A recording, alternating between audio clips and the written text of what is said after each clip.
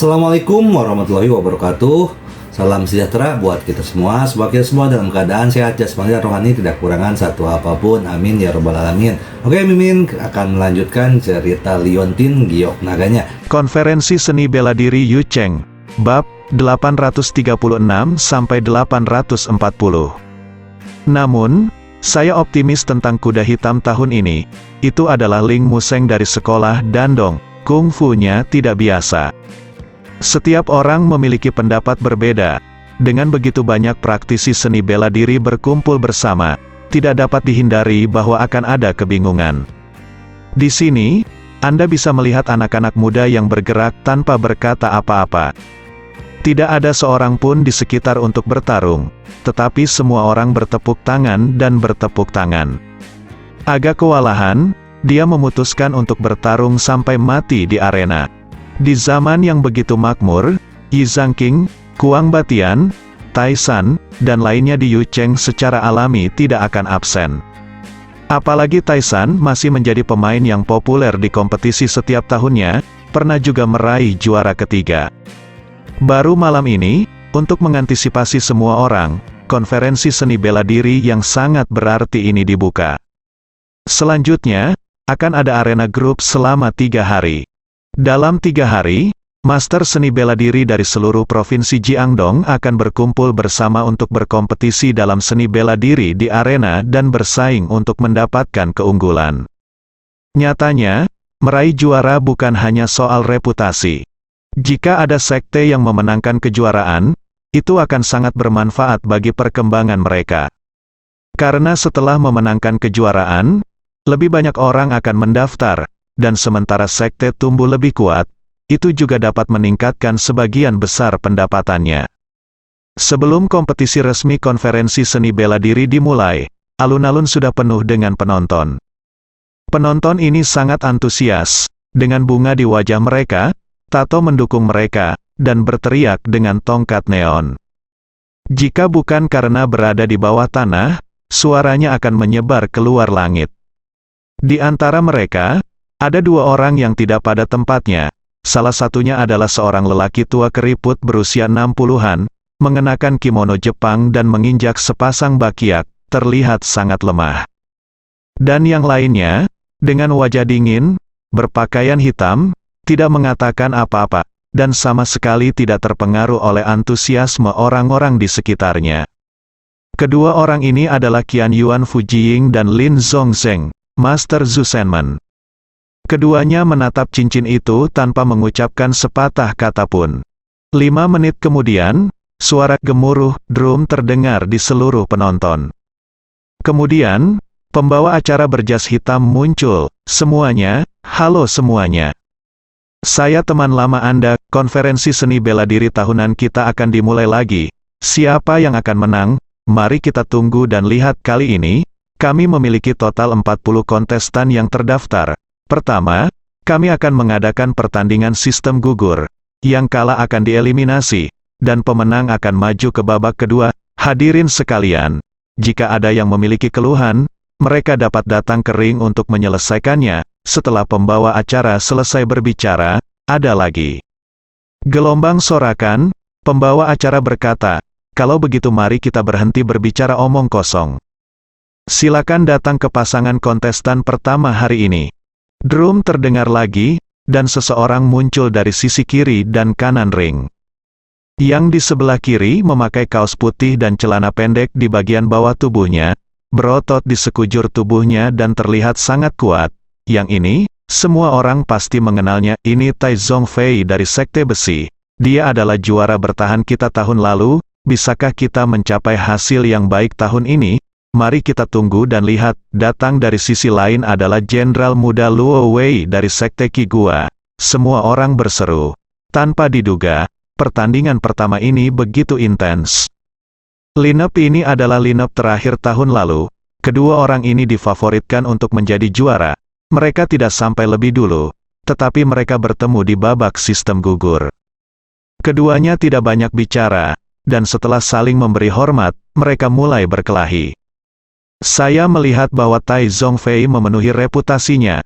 Dengan sepasang telapak tangan besi, dia sangat pintar. Di antara tos, ada momentum yang luar biasa, telapak tangan Tai Zongfei benar-benar kuat, penuh kekuatan. Kata Kuang Batian, ya, kamu lihat Luo Wei dipukuli, dan tidak ada cara untuk melawan, sepertinya kali ini, Luo Wei dalam bahaya lagi. Kata Yi Zhangqing, Tai San terkekeh, saya optimis tentang Luo Wei. Jangan lihat dia telah menghindari sejauh ini, tapi dia tidak kacau. Dari sudut pandang seorang ahli seperti Tai San, meskipun Tai Zongfei memiliki kekuatan, dia belum banyak berkembang. Latihan seni bela diri, berlayar melawan arus, jika Anda tidak maju, Anda akan mundur. Oleh karena itu, Tai Zongfei menjadi lebih lemah tahun ini. Kecuali Luo Wei juga menjadi lebih lemah, Luo Wei memiliki peluang besar untuk menang. Benar saja, seperti yang dianalisis Tai San, meskipun Luo Wei pada awalnya menghindari secara membabi buta, dia tiba-tiba mengambil celah dan meninju perut Tai Zongfei.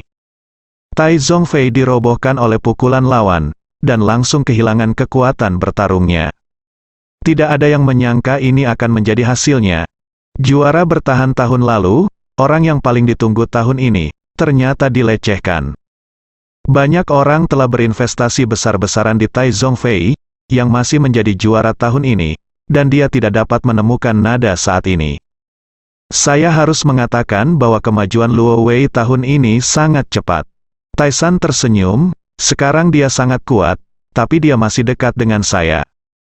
Menjijikkan, Yi Zhangqing berkata dengan jijik.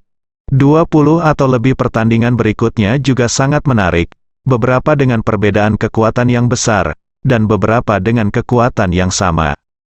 Beberapa bertarung sengit selama beberapa jam, dan akhirnya kedua belah pihak mundur dari permainan karena cedera serius. Setelah putaran pertama pada akhirnya, 20 kontestan maju. Keesokan harinya diadakan kompetisi putaran kedua, setelah kompetisi masih tersisa 10 kontestan. Lalu, babak ketiga, Tarzan menghadapi Luo Wei. Hei, Tai San, kupikir kamu sudah tua, atau kamu bisa menyerah begitu saja. Canda Kuang Batian, itu benar, kamu bahkan tidak mengalahkan Tai Zongfei tahun lalu, apakah kamu masih ingin mengalahkan Luo Wei tahun ini? Yi Zhangqing juga tertawa, Tai San tampak tenang, dan mencibir, kalian berdua jalang, ayo buka mata anjingmu lebar-lebar.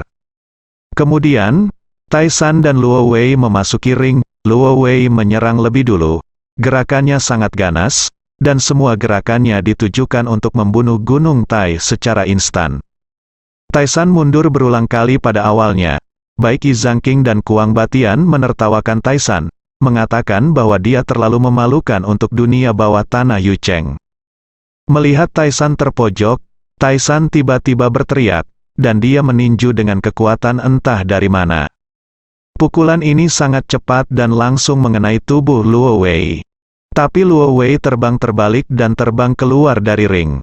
Dia ditatap oleh pukulan Tai San, dan dia memuntahkan darah. Semua orang terkejut.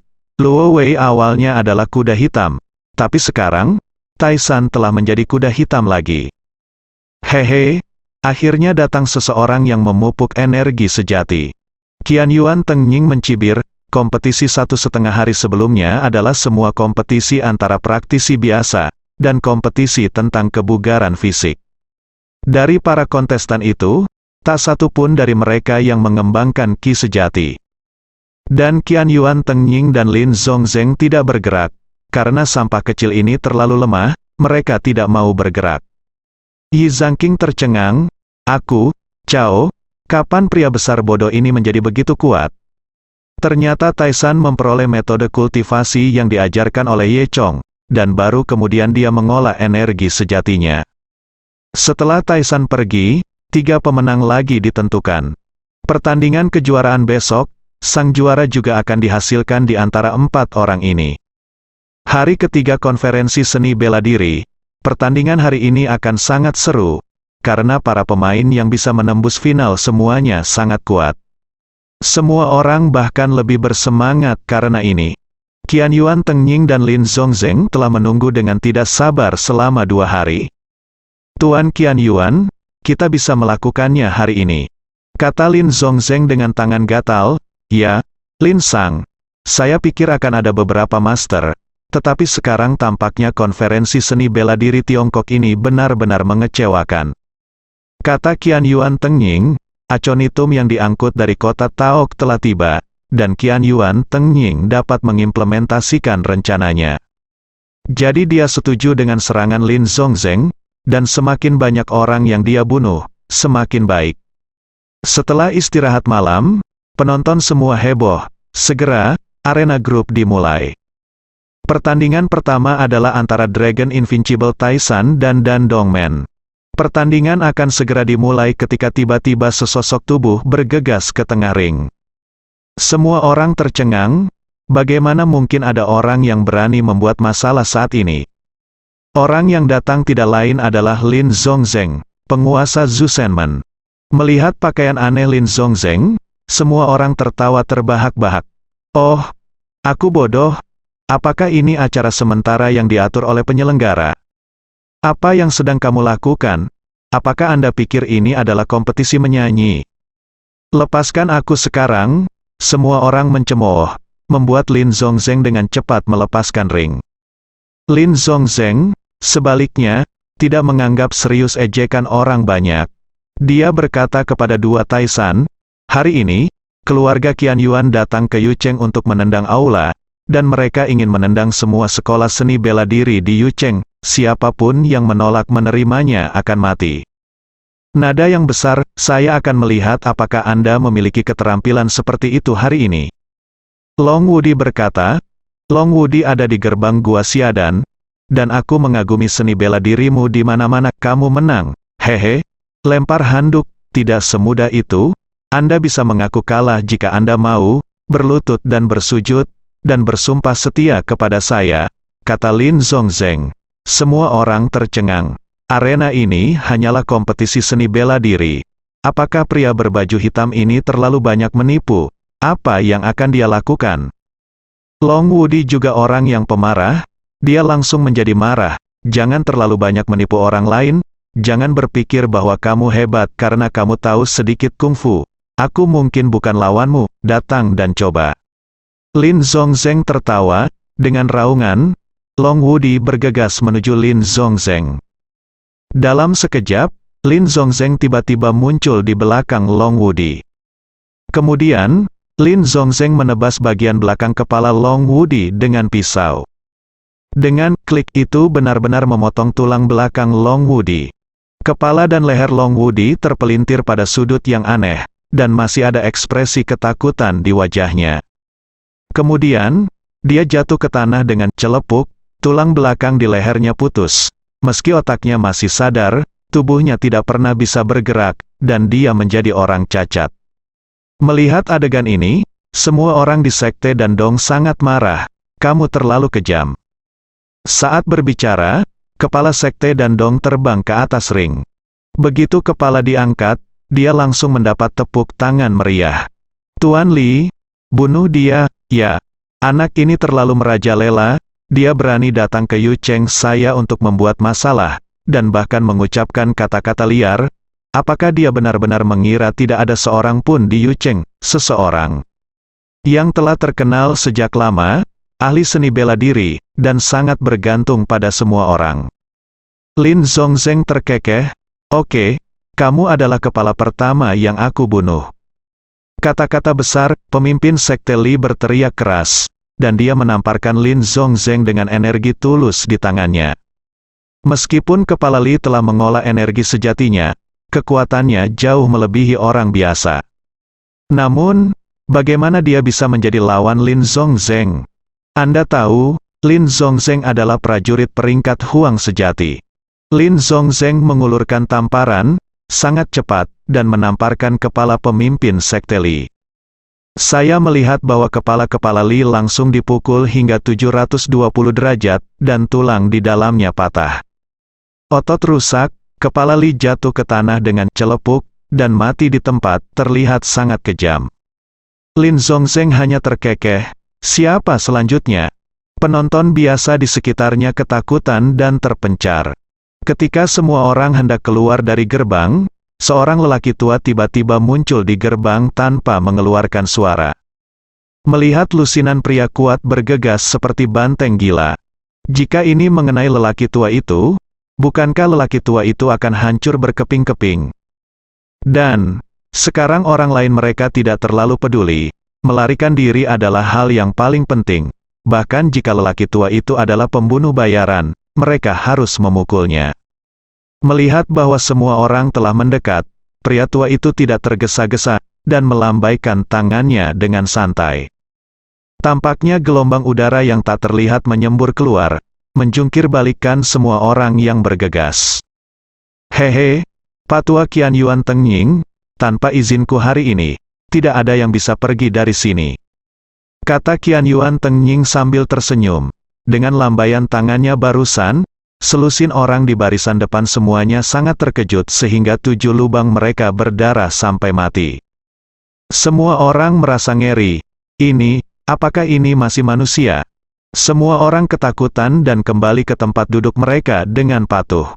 Lin Zongzeng terkekeh, bodoh, hidup dan matimu ada di tanganku sekarang. Selanjutnya, siapa yang mau mati?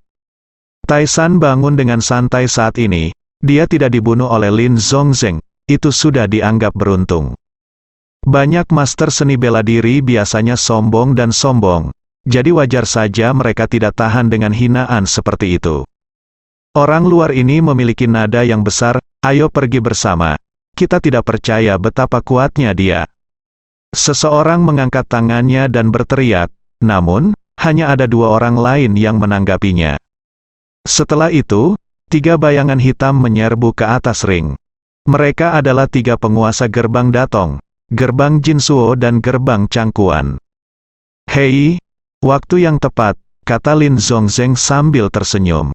Kepala dari 3 sekte tidak berbicara omong kosong, dan bergegas menuju Lin Zongzeng pada saat yang bersamaan. Ketika mereka bertiga mendekat, mereka tidak bisa melihat apa yang dilakukan Lin Zongzeng, dan dengan lambaian tangannya yang normal, ketiganya dilambaikan. Mereka bertiga dirobohkan oleh telapak tangan Lin Zongzeng, dan mereka sangat terkejut. Betapa kuatnya orang ini, dengan angin palem. Mereka dapat mengusir tuan besar dari 3 sekte terkenal mereka. Lin Zongzeng terkekeh, dan bergerak cepat. Dalam 3 detik, dia menembak mati ketiga tuan itu. Bagaimana mungkin pertarungan fana melawan seorang pejuang? Dalam waktu kurang dari 5 menit, kepala dari 4 sekte semuanya terbunuh. Semua orang terdiam karena terkejut. Lin Zongzeng mencibir dan berkata, "Hei, siapa yang harus mati selanjutnya?" Tawa ini, di telinga semua orang, terdengar seperti suara dari neraka, membuat orang gemetar ketakutan. Tidak ada master sekte yang berani berdiri lagi. Lin Zongzeng terkekeh, "Jangan khawatir, aku akan membunuhmu perlahan." Kemudian, dia menunjuk seorang pria, "Kamu, keluar."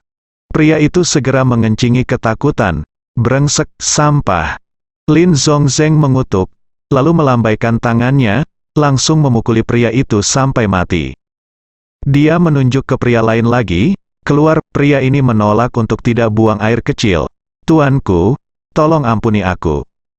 "Hei, jangan khawatir, aku tidak perlu membunuhmu, aku akan membiarkanmu keluar sekarang." Lin Zongzeng tertawa, "Benarkah?" Pria itu tidak mengharapkan hal yang baik. Lin Zongzeng mendengus dingin, "Kapan saya mengatakan sesuatu yang salah? Anda bisa pergi." Pria itu sangat gembira, "Terima kasih, Tuan, terima kasih." Semua orang melirik dengan iri, "Tuanku, jangan khawatir. Aku tidak akan mengatakan sepatah kata pun ketika aku keluar." Pria itu menambahkan, ketika Lin Zongzeng mendengar ini, dia menamparkan pria itu sampai mati dengan 1 tamparan. Lalu apa gunanya membiarkanmu keluar? Ternyata Lin Zongzeng membiarkan orang keluar hanya untuk menyebarkan berita. Hanya dengan cara ini Yu Daye dan Ye Chong akan tertarik. Sayang sekali pria ini tidak mengetahui apa yang dipikirkan Lin Zongzeng. Lin Zongzeng melihat kerumunan lagi dan mulai memilih yang beruntung. Semua orang memandang Lin Zongzeng dengan penuh semangat, berdoa dalam hati mereka agar Dewi Keberuntungan datang. Kamu keluar, Lin Zongzeng menunjuk ke Yi Zhangqing dan berkata. Wajah cantik Yi Zhangqing pucat, dan dia berjalan dengan gemetar. Hei, biarkan kamu keluar. Apakah kamu tahu apa yang harus dilakukan? Lin Zongzeng bertanya. Kau tahu, aku akan memanggil polisi segera setelah aku keluar, dan aku akan membiarkan semua orang di Yucheng, tidak, semua orang di provinsi Jiangdong segera tahu. Kata Yi Zhangqing, haha, bagus sekali, kamu bisa pergi. Lin Zongzeng seperti dewa dengan kekuatan hidup dan mati di tangannya. Yi Zhangqing gemetar, dan berjalan keluar di bawah tatapan iri semua orang. Sebelum pergi, dia menatap Kuang Batian dan Taisan dengan penuh arti. Dan ketika dia melewati Qian Yuan Tengying yang berdiri di depan pintu, jantungnya akan melompat keluar. Tapi Qian Yuan Tengying hanya tersenyum dan sedikit mengangguk ke Yi Zhangqing, membiarkan Yi Zhangqing lewat. Setelah Yi Zhangqing pergi, Lin Zongzeng berkata lagi, karena tidak ada yang mengakui bahwa dia adalah kepala, maka saya akan mulai membunuh secara acak. Tidak, tidak, izinkan saya mengoreksi Anda, dia adalah kepala kita. Iya, dia juga Tuan. Sudah waktunya bagi semua orang untuk menunjukkan dan mengkhianati satu sama lain. Lin Zongzeng tertawa, melihat wajah jelek ini. Aku butuh 4 anjing sekarang, siapapun yang ingin melakukannya, berlutut di hadapanku. Kata Lin Zongzeng lagi, segera seseorang bergegas maju. Orang-orang ini, untuk dapat berjuang demi kesempatan bertahan hidup, sangat putus asa. Di antara mereka, ada pemimpin sekte lain yang akhirnya berhasil berlutut di depan Lin Zongzeng setelah menghajar 4 murid sampai mati. Lin Zongzeng tertawa keras, belajar seperti anjing menggonggong 2 kali. Pemimpin sekte benar-benar tidak peduli dengan rasa malunya, jadi dia hanya belajar 2 kali. Banyak orang dengan tulang punggung mengutuk secara diam-diam di dalam hati mereka. Baiklah, karena kamu ingin bertahan hidup, ambil 3 lainnya dan buang semua mayat ke ruang bawah tanah.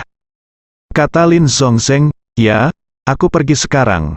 Kepala dan 3 orang lainnya, yang berani lalai, segera mulai membawa mayat itu. Ternyata Qian Yuan Tengying telah menempatkan aconitum di ruang bawah tanah. Tinggal menunggu jenazah dilempar, aconitum akan tumbuh secara eksponensial dan cepat setelah menyerap esensi dan darah manusia. Dan kemudian, tiba saatnya bagi Lin Zongzeng untuk membunuh tanpa pandang bulu. Di stadion, segera terdengar suara ratapan, dan pemandangannya sangat berdarah. Lin Zongzeng seperti momok, tak terbendung sama sekali. Semua orang tidak berdaya menghadapi Lin Zongzeng, mereka benar-benar menghalangi belalang. Lin Zongzeng tidak berhenti sampai dia membunuh 1/3 orang. Semua orang di stadion akan menjadi makanan aconitum. Namun, Lin Zongzeng tidak membunuh semua orang sekaligus. Lagi pula, dia masih membutuhkan beberapa orang yang selamat untuk memikat Yu Daye dan Ye Chong. Semua orang jatuh ke dalam keputusasaan yang mendalam.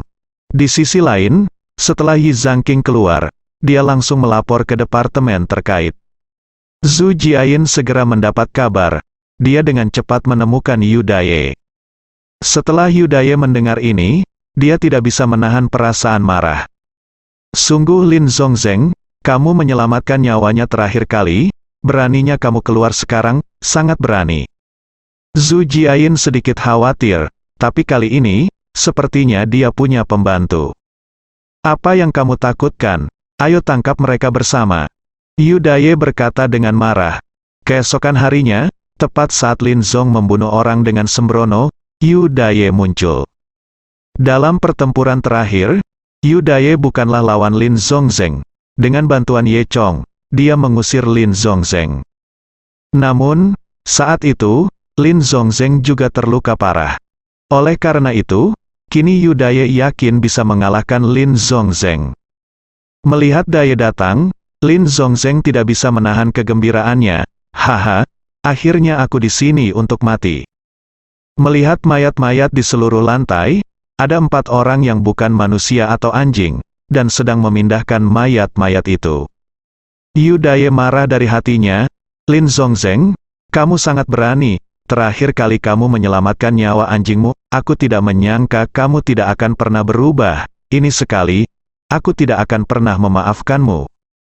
Ketika semua orang mendengar ini, mereka tahu bahwa penyelamat akan datang, dan mereka semua menatap Yudaye dengan penuh semangat.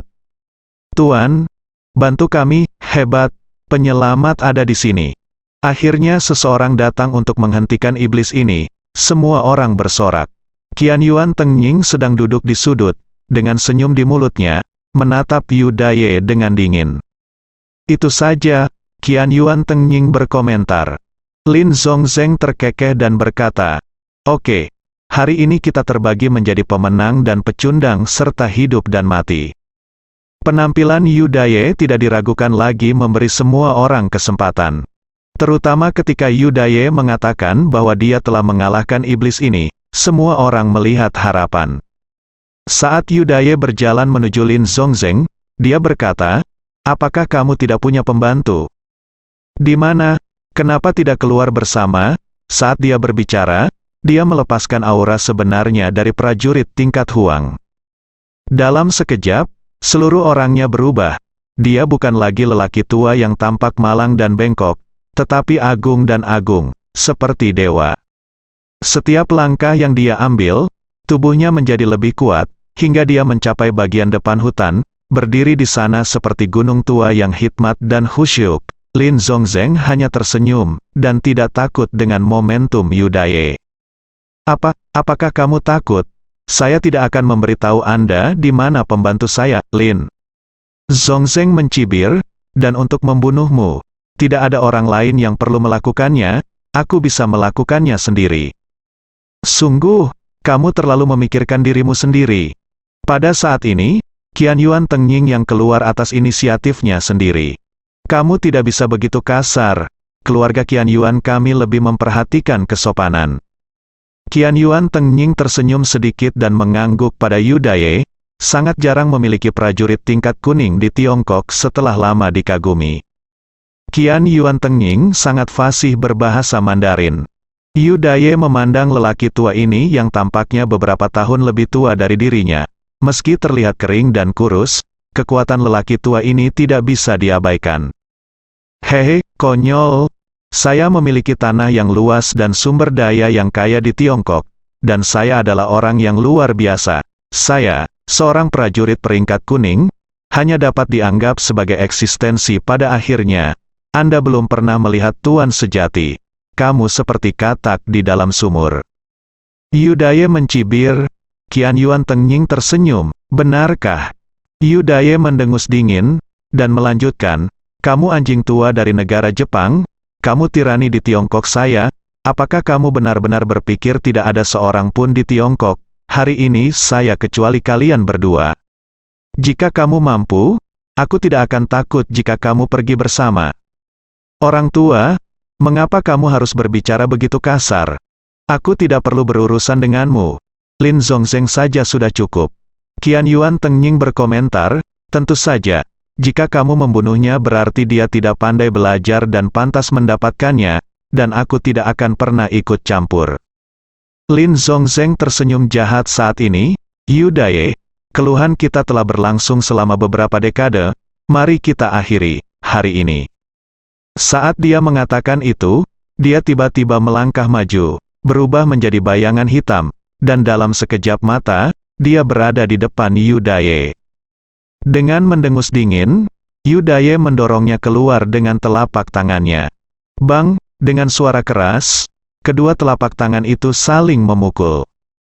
Keduanya memiliki kekuatan prajurit peringkat Huang, dan tingkat kekuatan ini bentrok, dan dampaknya luar biasa.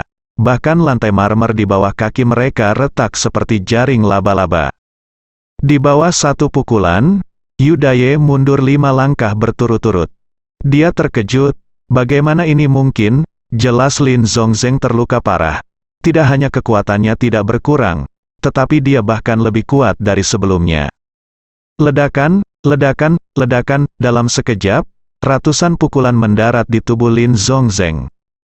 Namun, Yudaye terkejut menemukan bahwa serangannya seperti memukul batu yang keras.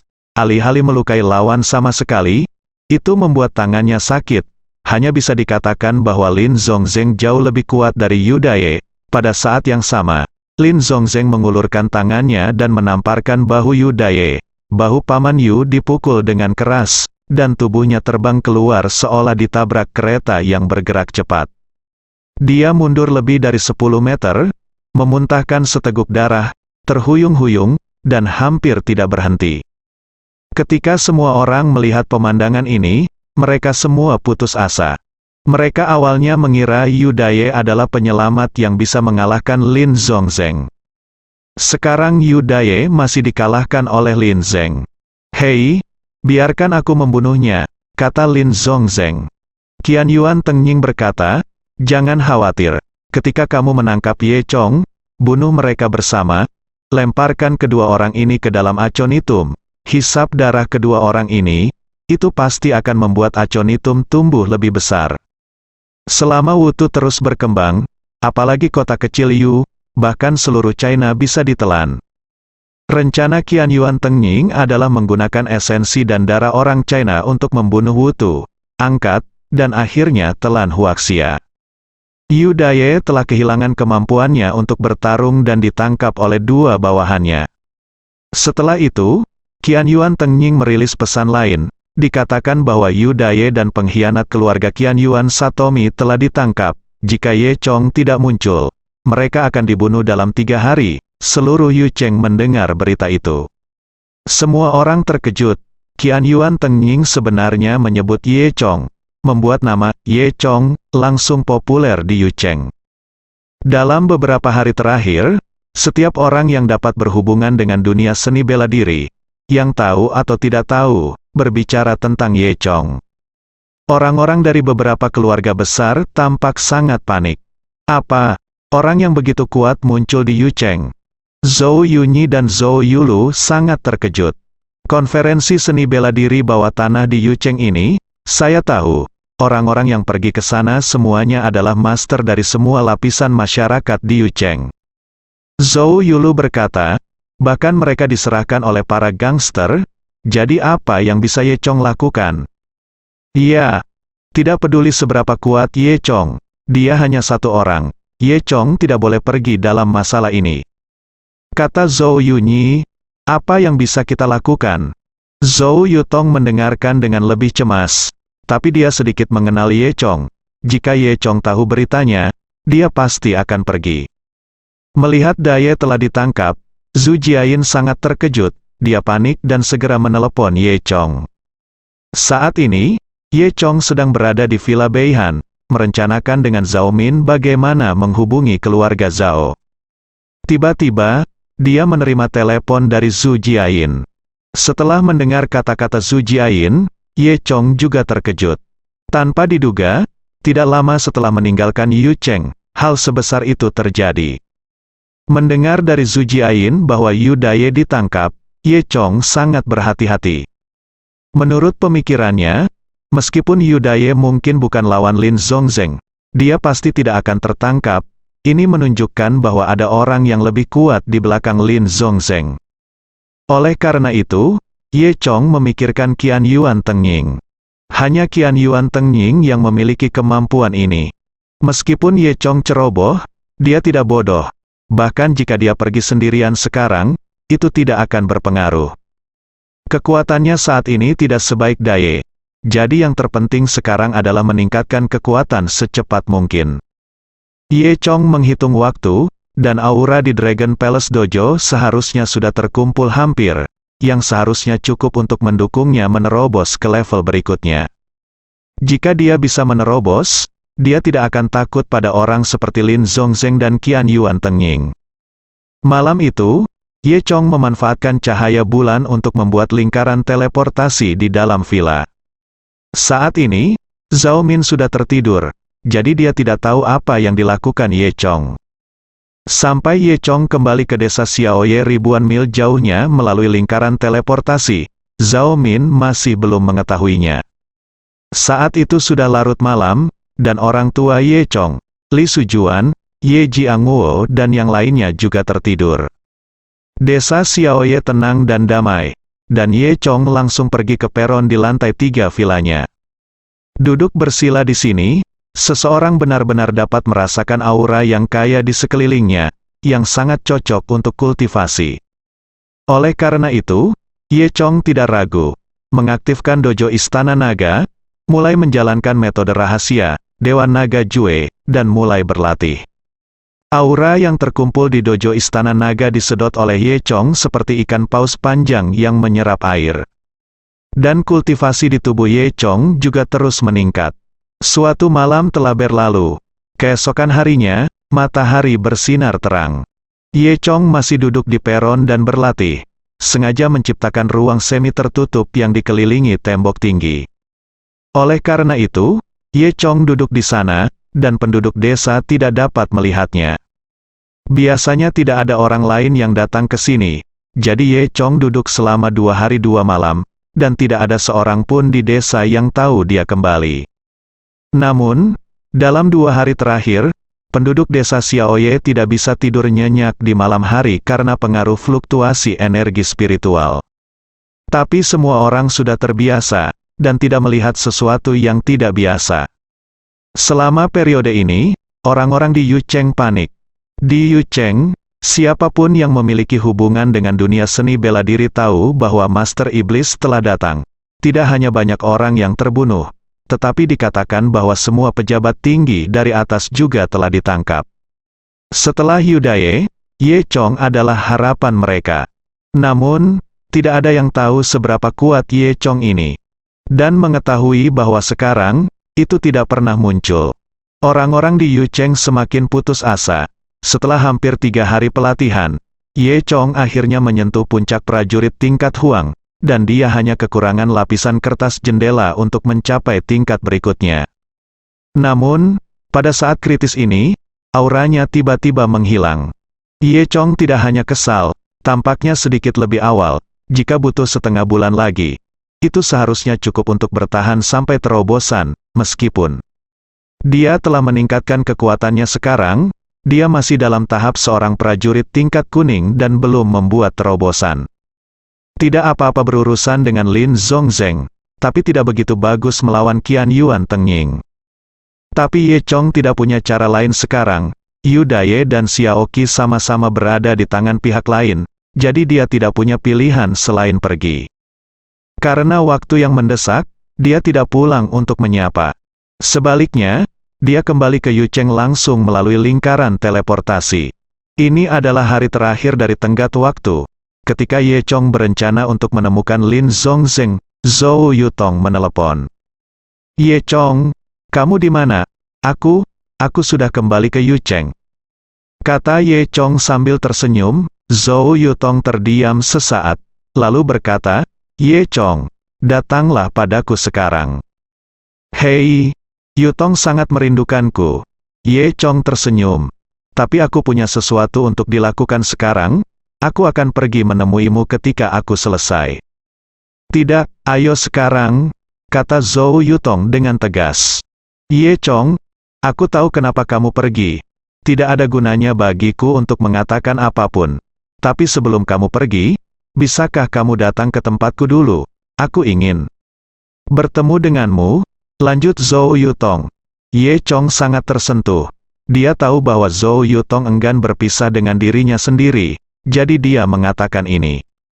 Oke, aku akan pergi sekarang, Yutong, tunggu aku. Setengah jam kemudian, Ye Chong datang ke Villa Zhou. Zhou Yunyi, Zhou Yulu dan yang lainnya menganggap Ye Chong sebagai milik mereka, jadi Ye Chong bebas datang dan pergi ke sini. Ketika Zhou Yunyi dan Zhou Yulu bertemu Ye Chong, mereka berbasa-basi terlebih dahulu, dan kemudian turun ke bisnis. Tuan Ye, saya pikir Anda tidak boleh pergi ke masalah ini, itu terlalu berbahaya. Kata Zhou Yunyi. Zhou Yulu mengangguk. Benar, Tuan di Yucheng dengan mudah dikalahkan. Tuan Ye, jika Anda pergi, saya khawatir akan ada lebih banyak bencana. Ye Chong tersenyum dan tidak mengatakan apa-apa, tidak yakin. Lagi pula, dia belum meningkatkan keseniman bela diri tingkat Xuan, jadi dia mungkin bukan lawan dari Qian Yuan Tengying tua itu. Saat ini, Zhou Yutong berlari keluar dari kamar tidur, mengenakan gaun rumah berwarna pink, terlihat malas dan santai, tapi cantik. Dia juga sengaja merias wajah tipis. Zhou Yutong menyela obrolan Zhou Yunyi dan Zhou Yulu, dan menyeret Ye Chong ke kamar tidurnya. Ye Chong, aku punya beberapa kata, ikuti aku. Kemudian, dia menarik Ye Chong ke kamar dan membanting pintu. Zhou Yunyi dan Zhou Yulu saling memandang, mau tidak mau tersenyum masam, dan menggelengkan kepala dengan penuh arti. Hei, anak malang ini, ya, jika Ye Chong mati, Yutong tidak akan begitu patah hati. Setelah kembali ke kamar tidur, Zhou Yutong duduk di tepi tempat tidur, memutar kedua tangan kecilnya, jelas sedikit grogi. Ye Chong, itu tidak bisakah kamu pergi? Zhou Yutong bertanya dengan lantang. Ye Chong menggelengkan kepalanya dan berkata, Yutong, kali ini masalahnya sangat penting. Aku tidak bisa melarikan diri, tujuan mereka adalah untuk membunuhku. Jika aku tidak pergi kali ini, cepat atau lambat mereka akan benar. Jika saya melakukannya, itu mungkin menyakiti orang-orang di sekitar saya, dan kerugiannya lebih besar daripada keuntungannya. Zhou Yutong tahu bahwa dia memiliki hasil yang sama ketika dia bertanya kepada Ye Chong. Dia hanya menghela nafas, ya, aku tahu aku tidak bisa menghentikanmu, tetapi jika kamu pergi di malam hari, kamu bisa tinggal bersamaku di sore hari. Zhou Yutong merasa sedikit tersesat, merasa ini adalah malam terakhirnya bersama Ye Chong. Ye Chong tersenyum dan berkata, Yutong, jangan terlalu sedih, aku tidak yakin aku akan kalah. Zhou Yutong memaksakan senyum, oke, Yutong, jangan memikirkan hal-hal menyedihkan ini, biarkan aku memberitahumu, mari kita membuat lelucon. Kata Ye Chong. Zhou Yutong mengangguk. Ye Chong mulai berbicara bangun. Beberapa orang selalu mengatakan bahwa Zhu Baji adalah yang paling bodoh di dunia. Tetapi Zhu Baji sangat sedih, dan kemudian dia berlari untuk bertanya kepada Tang Seng. Zhu Baji bertanya dengan sedih, Tuan, mereka semua mengatakan bahwa saya yang paling bodoh di dunia. Apakah saya benar-benar yang paling bodoh di dunia? Tang Seng berkata, kamu bisa bertanya pada cermin ajaib. Jadi Zhu Baji pergi untuk menanyakan cermin ajaib itu lagi. Setengah jam kemudian, Zhu Baji berlari kembali dengan gembira dan mengajukan pertanyaan kepada Tang Seng. Ye Chong berhenti sejenak, Yutong, apakah kamu tahu pertanyaan apa yang ditanyakan Zhu Baji? Zhou Yutong bertanya dengan antusias, pertanyaan apa?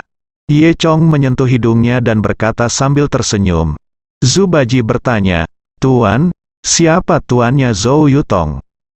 Zhou Yutong tersenyum, Puci, kamu bilang aku yang paling bodoh. Nekrosis. Saat dia berbicara, kepalan kecil berwarna merah muda menghantam dadanya. Setelah tertawa, Zhou Yutong berkata, aku sangat marah. Mengapa cermin ajaib itu sangat lemah? Mengatakan itu, Zhou Yutong mengangkat tangan bedaknya lagi dan memukul dada Ye Chong. Ye Chong menggenggam tangan kecil Zhou Yutong. Terasa selembut batu giok, halus dan putih, lemah dan tanpa tulang. Wajah cantik Zhou Yutong memerah, dan dia sedikit mencondongkan tubuh ke depan. Pada saat ini, wajah keduanya begitu dekat sehingga Ye Chong bahkan bisa melihat dengan jelas bulu mata Zhou Yutong. Setelah jeda beberapa detik, bibir merah Zhou Yutong tiba-tiba mencium mulut Ye Chong. Ye Chong hanya merasa lembut, basah, dan memiliki rasa yang manis. Bibir keduanya ditekan bersama, dan butuh sekitar 10 detik bagi Zhou Yutong untuk melepaskannya. Dia bergumam di telinga Ye Chong. Ye Chong, kamu menginginkanku. Ye Chong sudah sedikit pusing karena ciuman Zhou Yutong. Bagaimana dia bisa menolak saat ini? Dia berguling dan memeluk Zhou Yutong di lengannya. Semuanya begitu alami, bersambung.